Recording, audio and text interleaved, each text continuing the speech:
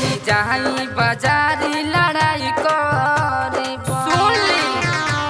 आही हे राजा रही हर में हमरो पहिरे के मन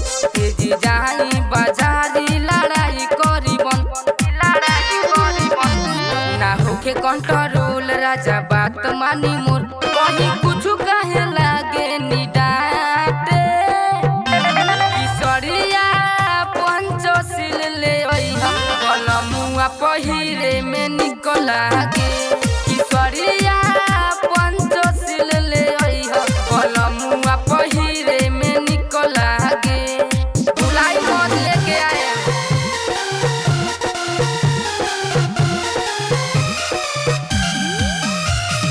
म्यूजिक बाय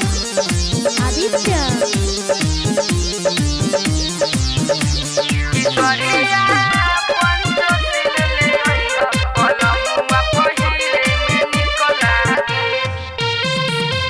सुनी ना तनी कहवन बा कमी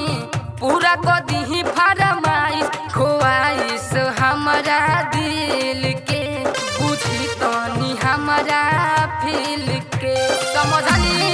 करी जहनी मना रउआ संगे जाई बामा कहीं कुछ बात लागे नी डांटे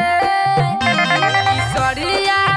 पंचशील ले अइहा कलमुआ पहिरे में निकला गे किशोरिया पंचशील ले अइहा कलमुआ पहिरे में निकला गे म्यूजिक बाय आदित्य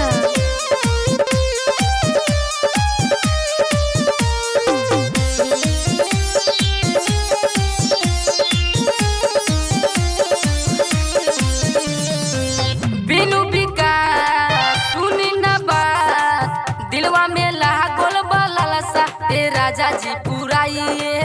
देती ना कि सारनाथ घूमियो लेती ना अमिताभ के लेके जाई कुशीनगर घुमाई जितेंद्र काहे बात लागे निटाले किशोरिया